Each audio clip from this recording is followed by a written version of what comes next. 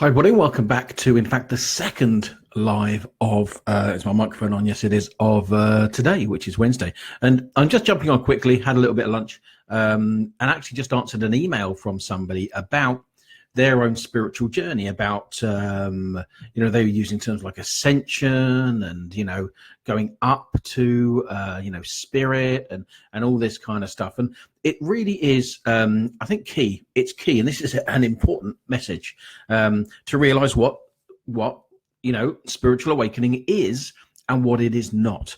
And because it's shrouded in mystery, isn't it? It's shrouded in, we can't know what's going on. We don't know what's going to happen after death. We don't know. Not true. Completely untrue. With enough purpose and determination and open mind, I promise you, you will experience your immortality. And therefore, your spiritual awakening will happen. But what is it? Well, if we think about, we come back to what we experience here. So right now, we experience a physical reality created through our five senses. Now, we've been told at school that actually that this is, it's external to me, and I'm viewing it. The true reality is that I'm creating it with my five senses, so that it's just as I would in a dream. It's a state of consciousness. So what that means is that as you begin to break down that understanding, you begin to experience more of reality, and the five senses that you normally use begin to get expanded and changed. And so that can be really, really scary. My first spiritual awakenings, if you like, were 3 or 4 years old, and I had what I call pork pie hands. So I felt as though my body, now I had out-of-body experiences and things at the same time, which kind of scared the shit out of me as well. But essentially, I felt as though my body was bigger than the house. So space and time and form and matter were very, very different. And I couldn't orientate myself in the usual five senses. I felt as though my head was in my chest, my head was up here somewhere. And it was just freaky. It was just freaky. Now I'm more used to it, and I can orientate myself more. Actually, I still actually don't like it, that particular experience, but it's something that I can do at will, and I can control. But what it gives me is it shows me the nature of reality in a truer sense. So the best way to think about this is to think of the five senses as outer senses. Okay, so the five senses create reality, and we think that spirit is up there, and that when we die, we become spirit and all this kind of stuff. That's not true. So that we have the five senses that create physical reality, and that what spiritual awakening is really is it's the awakening, the unlocking, the use of the inner senses, of senses that we're not used to using. Now, when you come out of your body, you will use those senses, and when you come back to your body, if that's your experience, you will feel them within yourself. So spiritual awakening is not ascending. Okay, a lot of people think that because, this idea of Christ ascended up to heaven and that hell's down there, it's bollocks, man. It's just not true. That is not true. That is not what's happened. Everything is here within this space, and spiritual awakening is kind of the changes that you have within your senses of who you are. And what they do is they broaden. And that's the way to think about it. It's not about going up or down or left or right. It's about broadening out so that you experience more of reality. And that can scare the shit out of people, scare the shit out of me, but that's what it is. It's a deepening and a broadening of who you are and your experiences. And that is what spiritual awakening is. Now, knowing that means that you can go, oh, okay, and also you're quite safe. This idea that you got to protect yourself and that there's all that it's baloney, absolute baloney, because there is no in there or out there. Okay, that's just not true. It is true that non-physical personalities exist and you go and experience them, but you are quite safe. All the rest of that's just misunderstanding. So spiritual awakening can be dramatic, it can be scary, it can scare the shit out of you, and all that kind of stuff, but it has nothing to do, and that's you finding your way as expanding your awareness, right? That's all it is. You're still the same person. You're still non-physical. You just have a bigger experience of reality. Therefore, you have access to more information. And that's what spiritual awakening is. It's actually just simply a deeper experience of the nature of who you are, the nature of reality, and your experience of information within it. The information that you are immortal exists right here, right now, and you can experience it. You don't have to go anywhere because there's nowhere to go. But what you do have to do is try and rid yourself of all those limiting ideas, old and new in our terms. So ideas of protection, that's just rubbish. You need to bin that one straight away.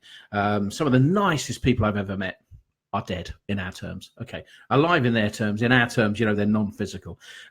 So safety is a really important one in spiritual awakening. The idea that there's an up and a down, and that there's a heaven and a hell and ascension and all those kind of chakras and all that kind of stuff, and that you've got to turn to the east to pray to Waboon, Lord of the Underworld, in order to rubbish. Get rid of all that. So you need to get rid of all of that ritual, get rid of all the old limiting beliefs. And you do that by understanding that this is a state of consciousness. Okay, so if this were a dream, would you need to turn to the left, put a feather in your ear in order to, be spiritual? No, you wouldn't. You would simply be who you are, but you'd be in a different state of consciousness. Okay, so self-awareness, spiritual awakening can be tricky, can be difficult. I found it very scary sometimes, absolutely amazing other times, blissful. But as you develop those inner senses, you become more psychically aware, become aware of your immortality, of non-physical personalities that exist in the same space as this. And it's all cool. It's all good. But it's not about ascending. It's not about worrying about going outside and you've got to, protect yourself by surrounding yourself with light and all that kind of malarkey. You need to bin that. And when you bin it, you will be free to experience the nature of who you are in a much more natural, empowering, and also experiential way. Because when you think that spiritual awakening is self-awareness, that spiritual awakening is about ascension and protection and all that kind of stuff, you're not going to be able to do it. So that's the lesson of the day. That's what spiritual awakening is. It's a broadening and a deepening of experience of who you are already. And it's just a matter of having that experience and allowing it to come and getting rid of those very silly ideas about protection and smudging and salting. I mean, I've done it. I've done house clearings, and I've done what are they called?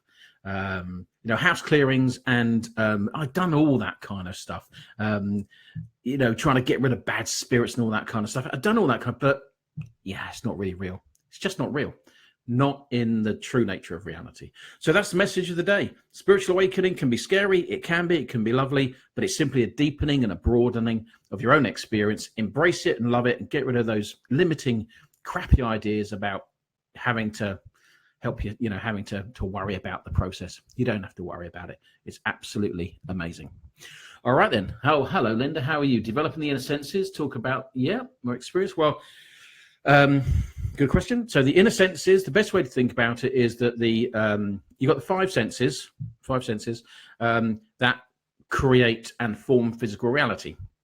Now, those five senses we know are liars, okay, because we know that light exists beyond what we can see, that sound exists beyond what we can see, that there are information waves beyond the five senses. Now, the inner senses have all that experience and more. So the inner senses are the counterparts, if you like. So you've got the outer senses. I'm not quite in tune with that. The outer senses there show me physical reality, and the inner senses, that way, if you like, the inner senses hit over here. Oh, it's backwards. The inner senses show me and allow me to experience inner reality. And self-awakening, spiritual awakening is where the two become more combined. So I can be aware here that I've got a computer and that I'm talking to yourself, but I can also be aware of non-physical personalities that exist now, and those two are combined, and that is the way to do it. So you've got inner sight, inner sound, experiences of weight and things also change. So one of the best ways to do this experience is, first of all, get rid of the fear. That's really, really important. Get rid of the fear, get rid of all the rituals, get rid of all that up and down, left and right stuff, and relax. And then take maybe 10 minutes a day and tune. You can go into a slightly meditative kind of state. And what a really easy way to do it is to imagine that you're turning down your outer senses. Okay, sorry, your outer senses, the 5 senses, turn down your outer senses and turn up the inner senses. Imagine it on a dial, because it's all what you believe, isn't it? So imagine it on a dial. And what will happen is over a short period of time, you've got to play around with it. Over a short period of time, you'll begin to get images and sensations and feelings and information via the inner senses. And that's where you're kind of tuning into them, and they're, you're beginning to connect them up. And during that experience, which can be quite dramatic, can be very gentle as well, but sometimes what will happen is your experience of space and time will alter greatly.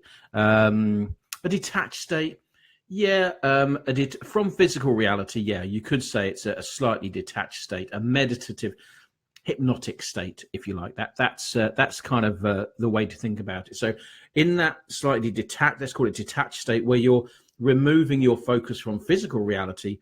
When you remove your focus from physical reality, have the intention of turning up your inner senses, okay, these counterparts of your 5 senses. Now, as you do that, what happens is information that already exists within the framework beyond the 5 senses just becomes available to you.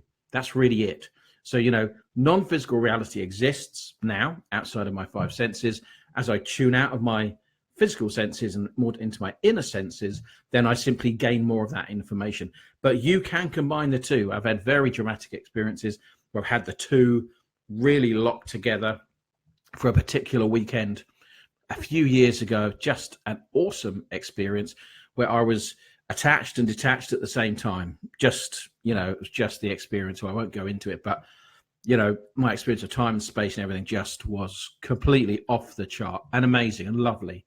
So that's the best way I can describe it to you. Have a play around with it. That's the best thing to do. But get rid of the fear, bin all that other kind of rubbish and up and down and left and right, and just do that exercise. And if you do, I promise you, you'll begin to open up those inner senses. And as you do, your experience of reality will broaden and deepen, and you'll begin to experience yourself a little more as you are.